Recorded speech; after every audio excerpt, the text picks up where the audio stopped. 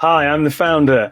I'm going to talk for 10 minutes and then you're never going to see me again till next year. I flew accidentally into Miramar airspace in front of a whole bunch of helicopters, military helicopters were doing their thing. I don't think I'll ever shake the image of the pilot giving me the V's as I sort of tried to do an emergency something or other. With your 30 days experience. I did, and then I flew into a parachute drop zone that was live. And and then the next thing, I think I flew accidentally into Mexico and the radio burst into life with this sort of, who are you and what are you doing? Yeah, I've got a copy of Roger's Profanosaurus on my desk at work, actually, which I must admit is a good read. Does HR know that you've got that on your desk? I am HR, so it's fine. You spend 3 decades flying from one opportunity to the next, building everyone else's brand, only to realise you've neglected your own. Today, Terry Lush, founder and shareholder at Make Honey and the Honey Partnership, has worked with more than 150 Chinese and European brands, breaks down how confusing adaptability with focus shaped his career and what it cost. If you've ever felt like you're constantly adapting, always in motion but never landing anywhere solid, or watched your own brand get lost while building others, this episode will help you regain focus and build a career with direction and impact. I'm Chris Norton and this is Embracing Marketing Mistakes, where senior marketers turn hard lessons into better campaigns to make sharper decisions. Today, Will and I are joined by Terry Lush, PR and marketing leader who's worked with iconic names from Condé Nast to leading Chinese tech brands. Mark spent years flying from project to project, chasing new skills and wild situations, only to realise that adaptability without focus can leave you feeling adrift. We'll break down why it happened, where control slipped, and what Mark does differently now. In this episode, you'll learn how to avoid the trap of endless adaptability, how to build a brand that stands out in a sea of sameness, and what it takes to turn hard-won lessons into a distinctive, successful career. And he also shares a very interesting flying story. Enjoy!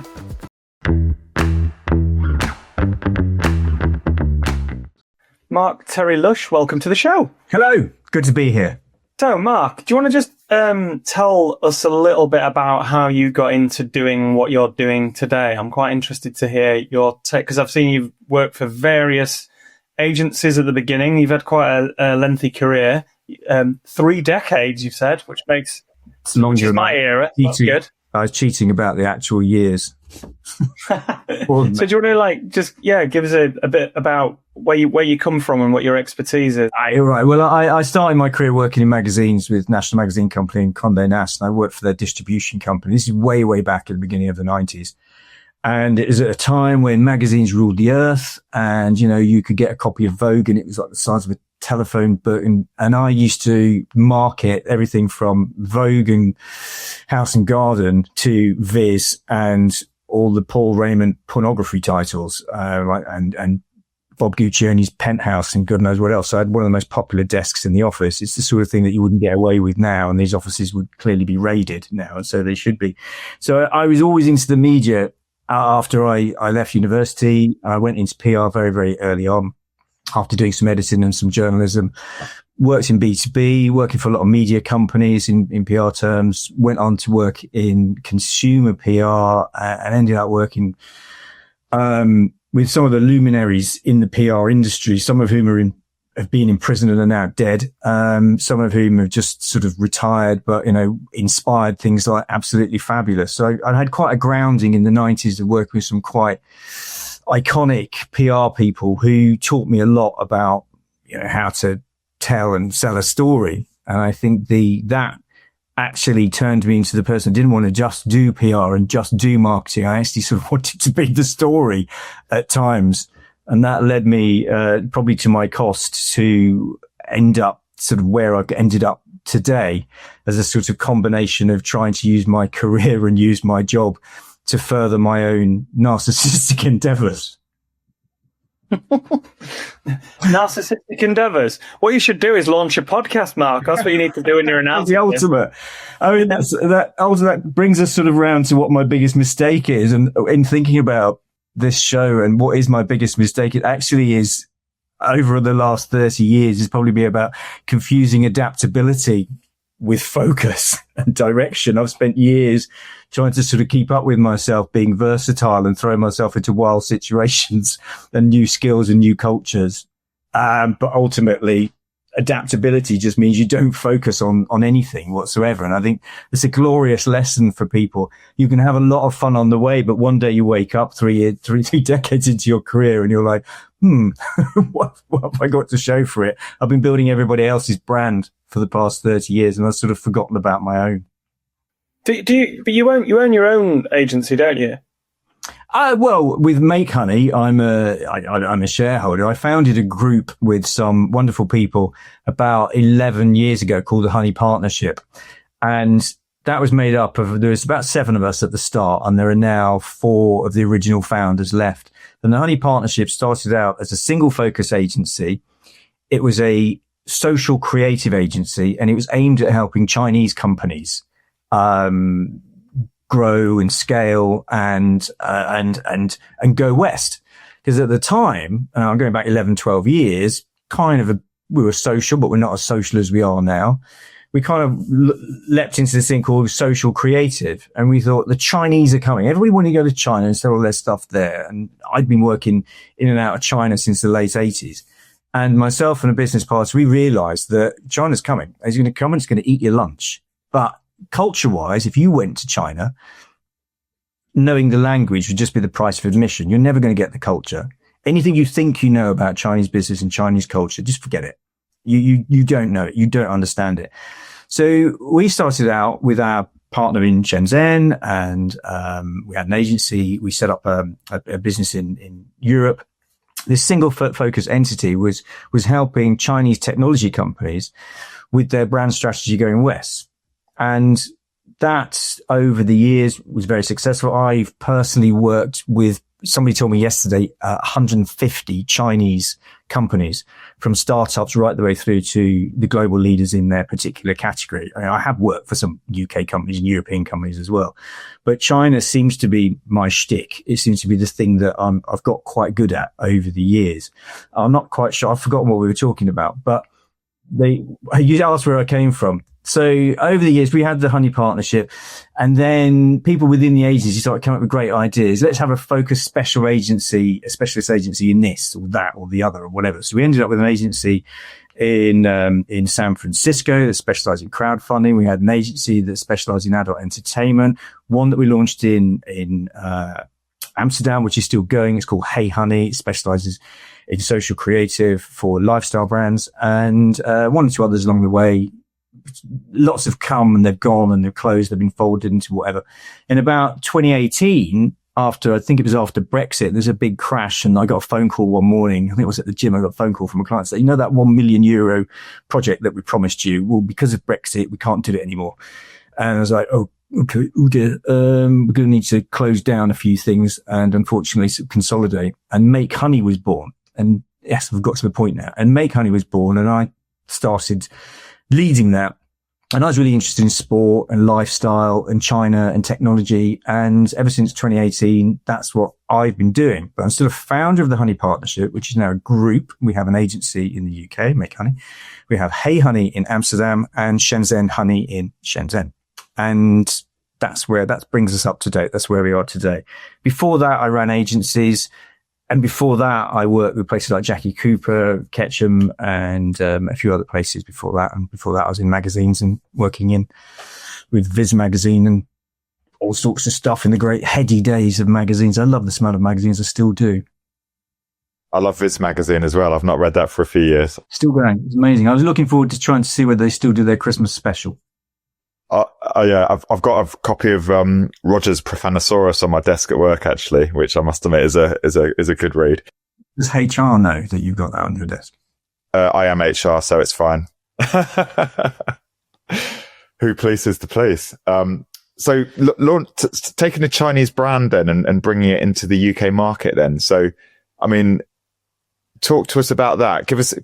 Talk us through a time you've sort of done that. I mean, do you fundamentally have to change and adapt the brand then? And kind of what big question, but how different is a brand that's popular in China bringing it here? Do you have to break it down and build it back up again, or are there elements that will resonate with UK markets? Yes and no.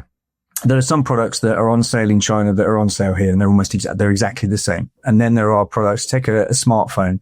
There's a reason why a smartphone might be somewhat different, or you might get a different flagship in China than you do over here. So, the tech companies are very good at understanding what it is that they can put on sale in the US or Europe, various different reasons why CE marks, this, that, and the other certifications, and IP and whatnot. But fundamentally, if you're selling in China, you're selling to a very different culture, and you've got a very, very big audience, and there are different platforms and there are different tools. And the way that Chinese business culture is, if you throw enough out, then, some of it sticks. And over here, it's much, much more nuanced. The fact that, of course, we have however many nations in Europe, however many languages, however many cultures, and then you take the US, and the US is made up of very different cultures, east, west, north, south. So if a client comes to us and says, we want to launch a product, a smartwatch, a smartphone, a robot, I don't know, some piece of smart tech, an EV or whatever it is, then in the early days, it's very much they would come to us and say, we want to launch in Europe. And you're like, well, that's nice. Which market? All of them. Okay, what's your budget? Well, our budget is X. And it's like, well, that'll do you for one market. How are we going to now turn that into something which is going to work in about 6 or 7 or 8 different languages, and the US as well? And it's like, well, that was overcoming the challenges of a lack of understanding about our geography and our culture was one of the biggest hurdles. And then there was the hurdle of, well, this is how we do it in China. And you're then faced with, okay, I understand that, but this is how it's done over here. And sometimes you're faced with individuals, whether it was a senior marketing person or not, who couldn't quite get that it has to be different. And as an example, you're both experienced in PR. PR here, we go to a journalist. The journalist is the gatekeeper. If they're interested in our story, they'll write about it. And you position the story in whatever way. You give them the right materials and assets that they need, if it's a piece of tech or whatever. And then, Bob's your uncle, you might get a review. Over there, it's expected that if your press release goes out or your story goes out, it's written about, and it's written about potentially positively. So you overcome, and I have that at the moment with a client right now who has launched some products at IFA and at CES earlier this year. They've been written about as these products are coming, and now they don't want the products to be sent out for review because they're worried about getting a negative review. They're worried about somebody not writing about it as in a popular sense. So that's a very, very difficult conversation because you're trying to teach them the culture of this is how journalism works or how media works in this country, this country, this country. And again, there are nuances in the way that the US works, the German market works, or French market. Not all media markets are the same. So you're trying to get them to understand how that is. But at the same time, it might be that they're mid-management, lower down, and maybe they've got a boss who's saying to them, this is what we want. You were supposed to get a KPI of X. You've delivered Y. That does not compute. That is a fail. And then you'll get into the realms of, well, there's a penalty. We're not going to pay you all the amount that we originally said we would. And contracts aside, we all love a good contract, the scope of work, terms and conditions. And sometimes you end up having a battle after the effect on what is reasonable or unreasonable. That's a huge sweeping generalization. It does happen all of the time. There's been a huge acceleration in the maturity of marketing and PR within the Chinese companies that we work for. I would say this, that I think some of the most incredible brands that I work for and those that have the most rigor and the most discipline and the most focus, particularly when it comes to return on investment, are the Chinese clients. And I figure that if I could work with any Chinese client, whether it's at HQ level or regional or even a local level, then I can pretty much work with anybody. It's very, very difficult. It can be very frustrating, but equally when it goes well, it can be incredibly rewarding. And I've had some of my business best and biggest case studies and successes are all down to working with Chinese tech companies. Fascinating. We like a good kind of soapbox issue here on the show. And when we were doing our kind of show research, there's an issue you talk about a lot, which we'd like to kind of dive into. And it's this idea of kind of, and I'm interested actually if this is a global issue, but you talk a lot about this sea of sameness when it comes to brands, and the fact that, really to kind of cut through, we need, I think you refer to unique selling personalities. So is that a global issue, this sea of sameness, or is it something the UK's particularly, affected by? And talk to us about what this is. Well, number one, it's always been with us. There are brands that, there are lots and lots of Me Too brands. Lots. I mean, you've only got to look on Amazon. If you're looking for, a power bank, if you're looking for anything on Amazon, you'll get a sea of lots of products, which are very, very similar, the same. So you get a sea of sameness when it comes to the products, but then where is the distinctiveness that makes it stand out? Is that down to its reviews? Is that down to its emotional appeal, a pull on social media, some kind of PR story that connects you with it? The sea of sameness, if you think about agriculture, if you sow one crop, then you get a monoculture. And I think we're, largely because of the acceleration of AI and people trying to adapt to tools and playing with various tools, that we're ending up with a monoculture in marketing. We're ending up with the fact that every LLM that you use, whether it's ChatGPT or Gemini or Perplexity or whatever it is, they've all been trained on everything that has come before it. So therefore, how can anything be original? Therefore, how can anything be distinctive? And if you're trying to train an LLM on everybody's personality, how can you end up with something distinctive? So my argument is that the sea of sameness in branding is largely down to quite a lot of brands which are using tools maybe for the first time, but they're using it as their creative director instead of as their assistant. And what you're losing is this judgment, this fact that you, Will, and you, Chris, and myself, we've been in business for a long time. Our human judgment means a lot. The actual value of why clients buy us is because we can really see something before someone else can't. And we're blinded by very, very polite LLMs telling us something which we think is great in packaging it up in a particular way. But the reason that people gravitate to you, or Will, or you, Chris, or anybody, is usually down to your personality. And it's the value that you bring to your personal life, your professional life. And when I am engaging with a brand, if a brand is trying to engage with me, what am I looking for? Well, everything is subconscious, but what I'm really looking for is, does it appeal to me?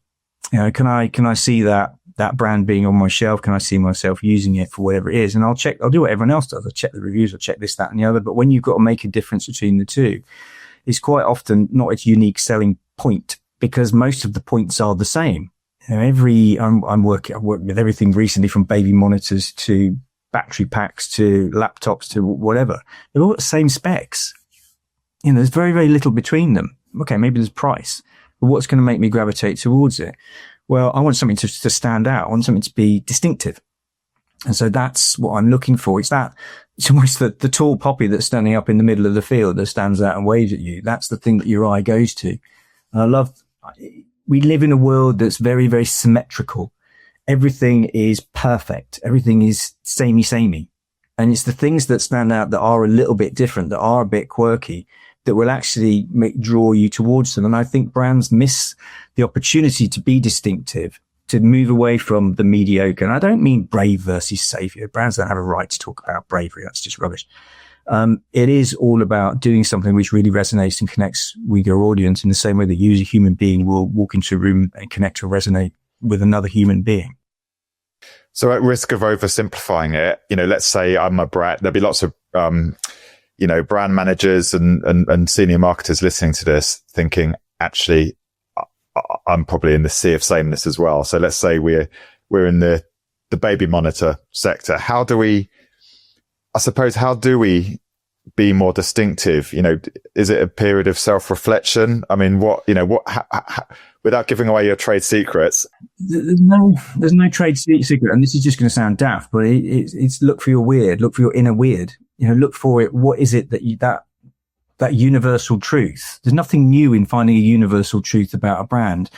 That point that, it's when people talk about a brand, there's usually one or two things that are said. And it's that thing when you're in a brainstorm, it's that kind of that moment where somebody says something, you're like, oh God, yeah, that's true.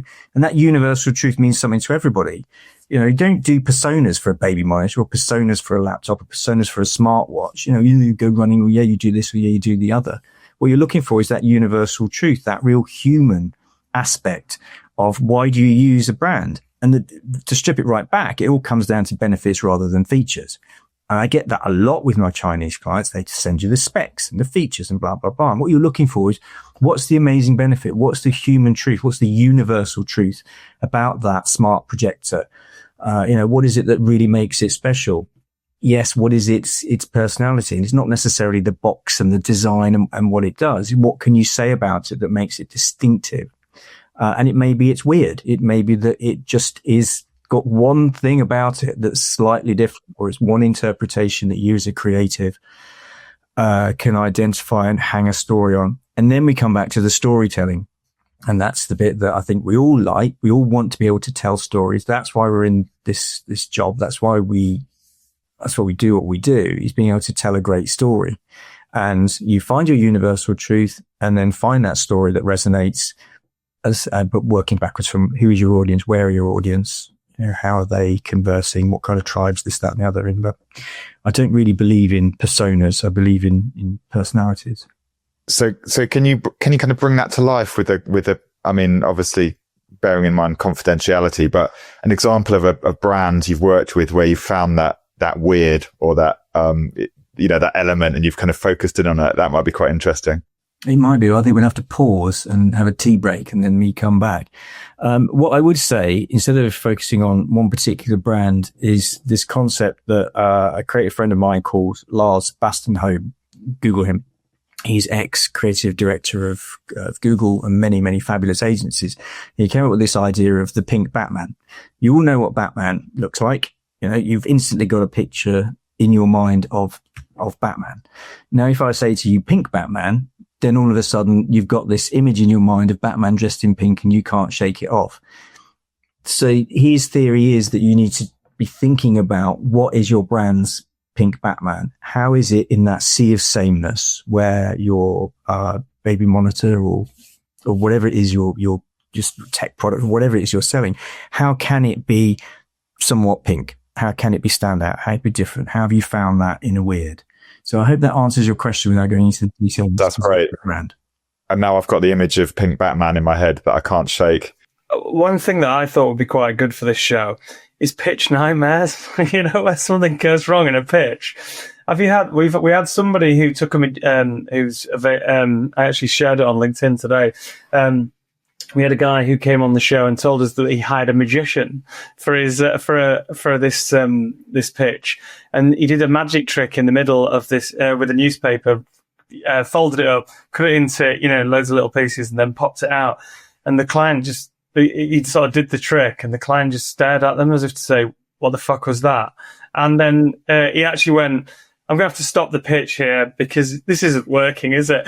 And it's like, I think there's a great theme there we've all had pitch nightmares. I wondered if you've ever had one or two that you'd be willing to share. I will, and I'll go. I won't mention the name of this luminary, but she was notorious for being late coming into pitches. I'll mention the brand. It was a pitch we were doing for PlayStation, and it was in the mid to late 90s.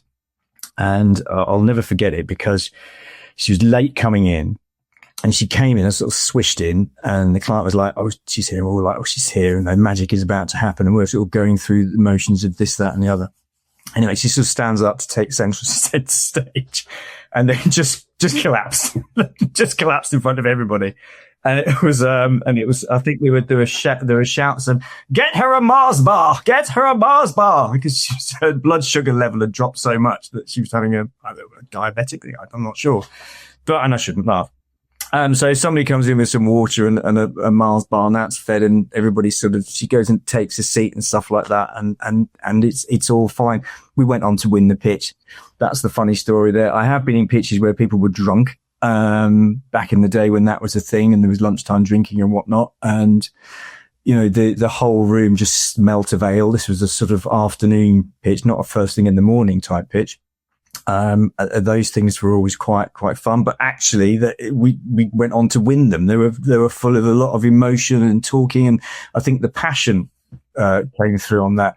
Some of the weirdest pitches that I've been on, there's one or two that I'm reminded of in the last 12 months whereby it's been 2 or 3 o'clock in the morning and we're pitching to a brand in Beijing or wherever, Shanghai or Shenzhen. And it's a room full of people. You're on your Zoom call and there's like 20 people in the room and they're all kind of horseshoed there, what have you. And then I'm doing my thing and it's maybe being translated. Sometimes they're in English, sometimes they're fully in Chinese, and sometimes it's a bit of a mix. So you're doing those pitches, and I noticed that there were people asleep in their chairs, leaning back, snoring. There's been people that's just been laid down. They're probably on their 6th or 7th pitch of the day. Their minds are blown. They don't know what's really going on. Somebody actually big asleep. But somebody told me that if someone's asleep, then it's a really good sign. I don't quite know how that works. How can I be? They're not listening. They're not listening. So I think I've had all sorts. I'm a great believer in pitch theatre, and that's not about getting a magician in. It's more about dressing the room, and it's making the client feel very, very comfortable and very, very warm.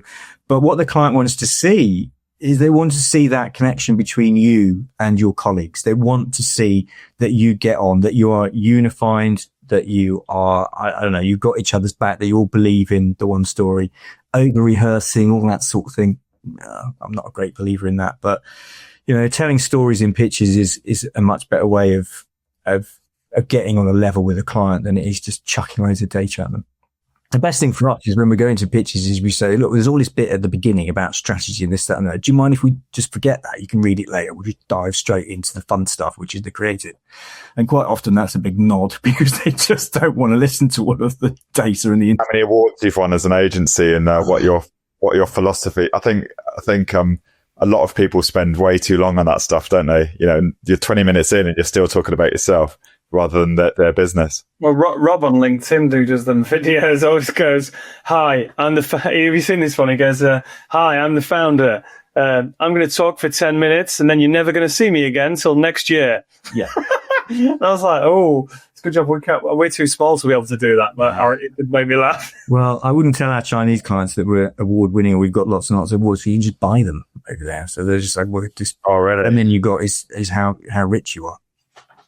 Wow. So I'm guessing. So some of those stories I think were from the hedonistic mid 90s PR industry. What was it like working in?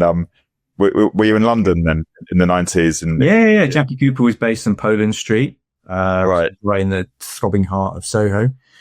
The great days. Ketchum was in Covent Garden back then, so it was great. When I first started my career, not to sound like an old fart, but it was. I remember the first Apple Macintosh Classic coming into the office and everybody sort of cooing and oohing and ahhing around it. I remember having mobile phones for the first time and going to events, things going wrong at events and people trying to phone each other up and then not working or your battery had run out. There's those sort of silly things, but there were also times where people used to sort of party a lot harder. I was very, very connected with the lads magazines in that era. A lot of the editors are saying a lot of stories, PlayStation. My clients were Carlsberg, John Smith's, lots of beer brands, this, that, and the other.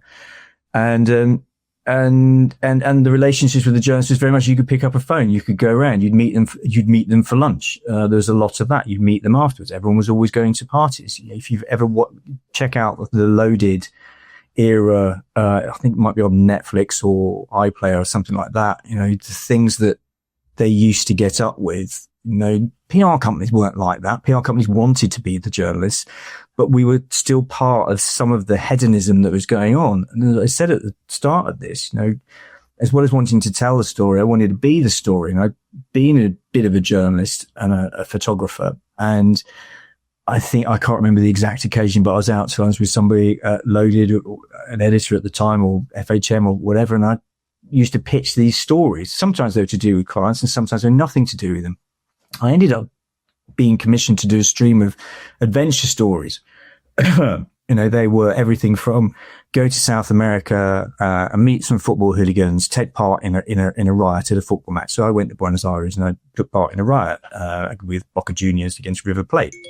I got blindfolded and taken out of town, and then I got brought back in. And next thing I know, I'm in the middle of a thing. So I wrote about it and I photographed it, and it was in Lads Mags. I went to the States and learned to do the 900 with a skateboarding thing with Tony Hawk. I had to go and visit a number of illegal massage parlors in 24 hours to see how many I could fit in Manchester. 26 as it happens. And the one that sort of sticks out, which gives me, it's kind of stayed with me all my life, is that I was commissioned to learn to fly in 30 days. So off I went to San Diego, I think it was, and, joined this flight school, started doing all these things. And on one very, very, very misadventure, I took the plane out one day.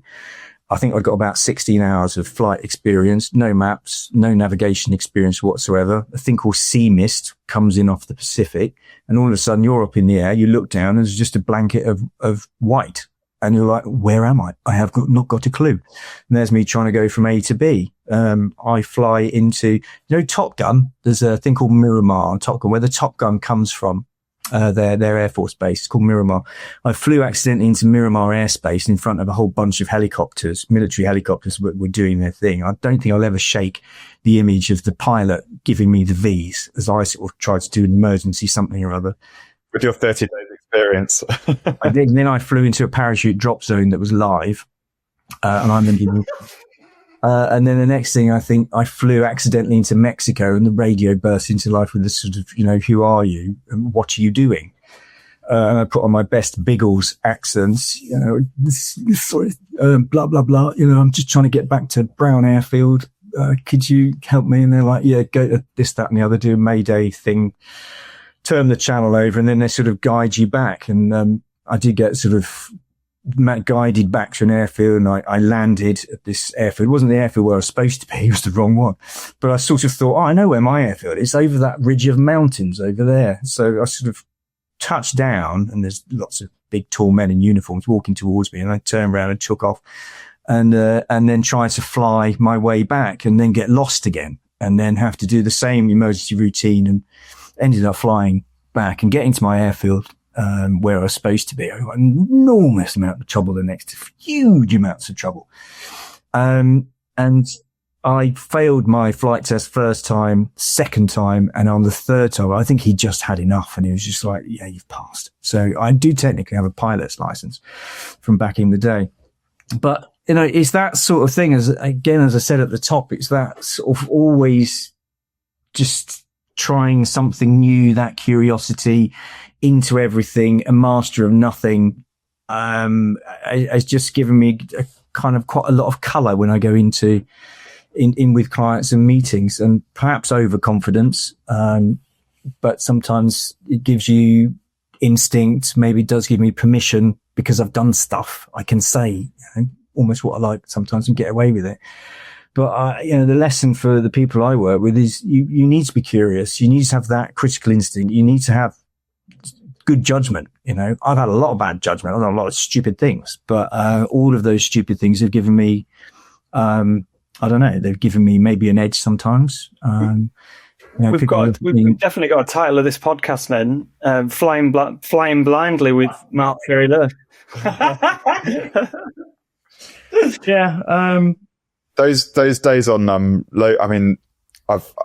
fascinated by Loaded. I mean, it was actually, the Lads Mags really dumbed down, didn't they?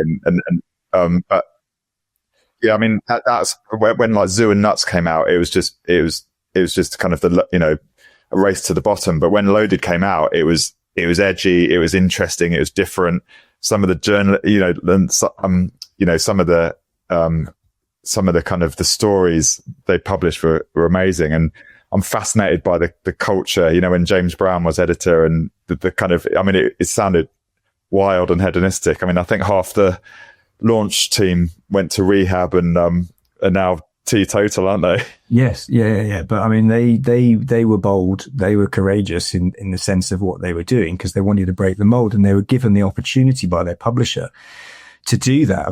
They were within the building they were, IPC, somewhere just off Oxford Street, if I remember rightly, to step through their office, it was carnage. How they got a magazine out at the end of the month, I'll never know, but somehow they did it. And that gonzo journalism and that style. The great thing was at the time, it gave a lot of writers, a lot of photographers an opportunity to do something and to do something creative. And they were prepared to print just about anything. There was an editorial quality about it. There wasn't the race to the bottom. Yes, there was an awful lot of Me Too that followed. Then there was the race to the bottom, where it was just about putting a pretty girl on the front cover or doing things inside. But there was actually a lot of good journalism. And it made some of the others step up as well. GQ and Esquire had to step up. They were known for quality journalism, but they suddenly had to appeal to a much wider audience. They were suddenly back in touch culturally, zeitgeist, with where people were. And now, I don't know, we have TikTok and we have Instagram and YouTube Shorts and what have you. It's not my era. What is the state of the magazine media in 2026? What's it going to be? I mean, because magazines, weirdly, so a lot of them, there is still a fair few. When you go into your local news agents or your WH Smiths, you can still see, despite the proclaimed death of the traditional media, which the media is miles. I mean, I'm with your era as well, so I've seen the media just shrink and shrink and shrink, and there's now more PRs than there are journalists. Yeah.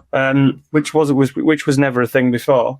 I wonder what the state of the magazine, like the monthly magazines is today. Because there's no FHM, there's no Loaded, is there? No, but there's also, they were of their time. And of course, people get their stories now and they get their content in a different way. And it's much more instantaneous, and technology's changed the way that we interact with content. So in those days, there was no other way to do it except and look forward to that next edition on the shelf, and that visceral feeling that you get when you take a magazine and you flick through it and you're hit by all your senses. Well, not all of them unless you start to lick it.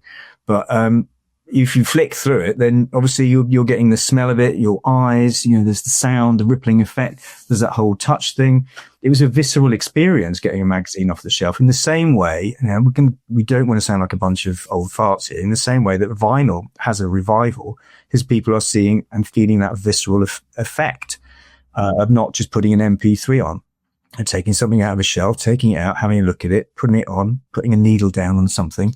There's something about a ritual of that, which was of its time, is still of its time. Is it in the minority? Will magazines ever come back? They are relatively stabilized. I think I heard Ian Hislop. I think something like Private Eye is magazine only. It's not online. I think its circulation is as healthy today. I don't know whether it's as healthy today as it's ever been. Certainly when I worked back in magazines, I was working for Hello magazine and FHM. The only reason they couldn't sell FHM, the only reason FHM couldn't sell 1 million copies was because there wasn't a printer in the country who could produce enough. And it tells you about the demand and the desire for that content. And that content is now packaged up in a different way. And is more you need to be thumb stopping. And let's go back to mediocrity.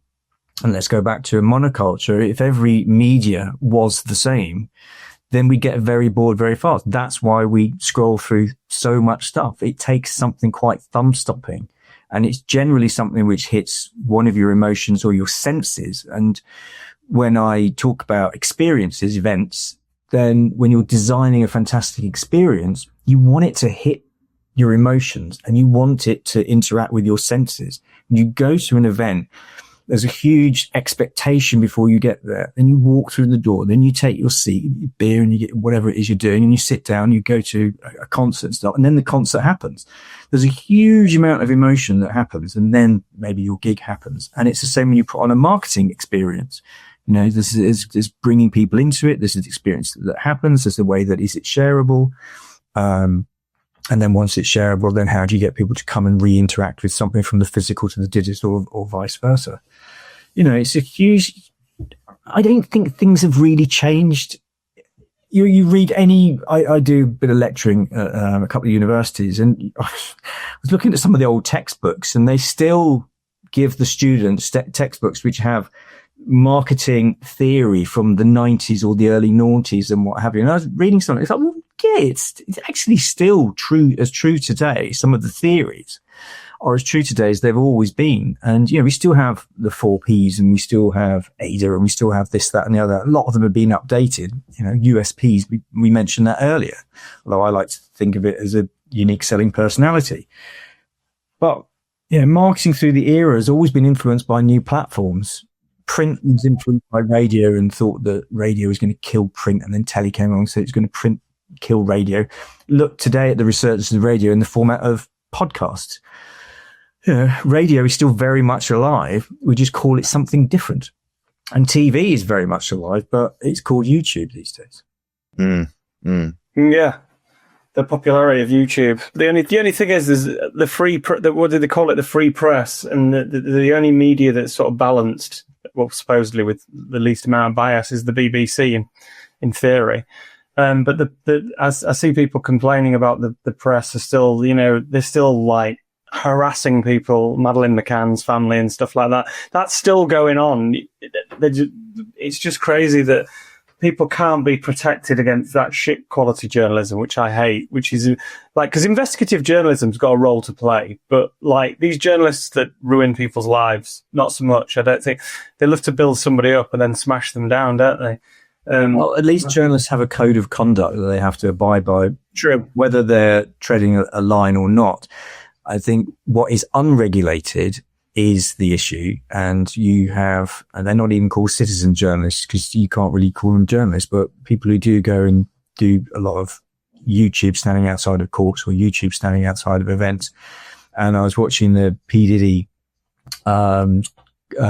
series on Netflix recently, and I was very, very interested when it got to the point, when they were talking about how his legal team had used social media to influence pre-trial to try and influence those that could potentially be jurors, and how they had a PR team that was briefing everybody that was outside of the courts, and they were handing out briefing notes of what they want, talking points of what they wanted the YouTubers to actually, what they wanted them to broadcast, which was creating a narrative that was possibly at odds. I don't know for sure, that was at odds with what was going on in the court. So it's that kind of unregulated broadcasting that is an issue, but we're now going down a rabbit hole, which is completely different we should be listening to the media show on BBC Sounds. This is a good diversion. I've enjoyed this. Yeah, I like it. I'm now imagining the loaded newsroom floor in the mid 90s on a Friday afternoon. Yeah. Good quality investigative journalism is great though.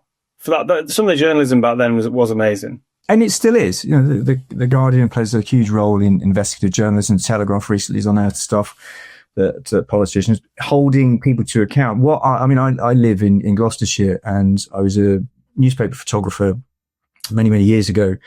And the campaigning, the fact that regional and local newspapers have been completely eroded for one reason or another, and the local BBC is being eroded, means that you don't hold local politicians to account. There's nobody out on the beat looking for things that are going on out and about locally. Where you get local news from, and regional news is a real challenge. And the role of local newspapers was so important for you knowing what was going on in your doorstep, or holding local politicians, or what's going on with healthcare in your area. All these things were so important.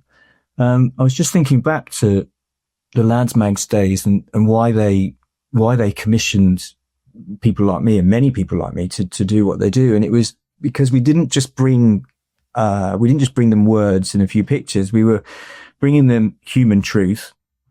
We're bringing them jeopardy. That was a great story. That made the learning to fly in 30 days. It would have been really, really dull without that thing happening, or those series of things happening.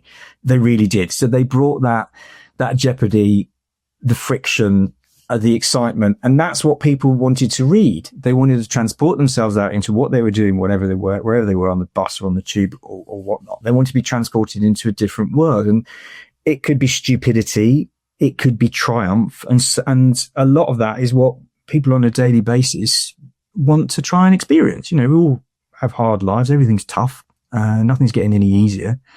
but we want to be taken out of ourselves and have some excitement. And I think a safe story changes nothing. So bring that now back to marketing. You've been on this show now, Mark. If you were us, who is the next person that you'd have on this show and why? What happens is you immediately think of someone you were just talking to or had got in mind. And two people actually have just sprung to mind. And one is, they're both actually. I mean, Mark Bukowski is a legend in PR. If you've not spoken to Mark, then maybe do. He's incredibly strong insights and opinions. And another one is an old school guy who gave me one of my first jobs. Actually, he's called Martin Lote, and he recently sold his agency. He was B2B agency, and he was very, very connected with lots of media types and stuff like that. And he always tell a few stories. Either of those.